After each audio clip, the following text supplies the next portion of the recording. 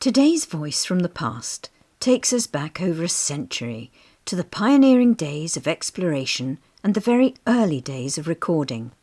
This voice is not recorded on disc or tape, but on an Edison phonograph wax cylinder. It's the voice of a pioneer, Sir Ernest Shackleton. Main results of the British Antarctic expedition of 1907 under my command are as follows. Born in 1874, Ernest Shackleton led 3 British expeditions to the Antarctic and was one of the principal figures of the period known as the heroic age of Antarctic exploration.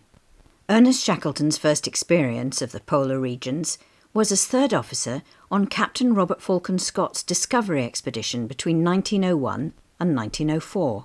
Next came his Nimrod expedition of 1907 to 1909. On returning home, Ernest Shackleton was knighted for his achievements by King Edward VII, and on March 30th, 1909, he recorded this Edison Cylinder.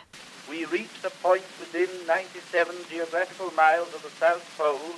The only thing that stopped us from reaching the actual point was the lack of 50 pounds of food.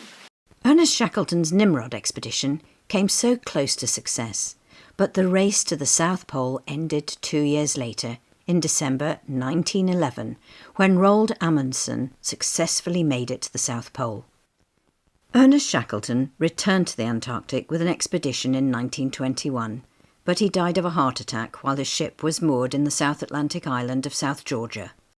At his wife's request, he remained on the island and was buried there. Thanks to Thomas Edison's invention, the phonograph, we're still able to hear the voice of Ernest Shackleton in the 21st century. Throughout all this, I was helped by a party of men who were regardless of themselves and only thinking of the good of the expedition. I, Ernest Shackleton, have today, March the 30th, dictated this record.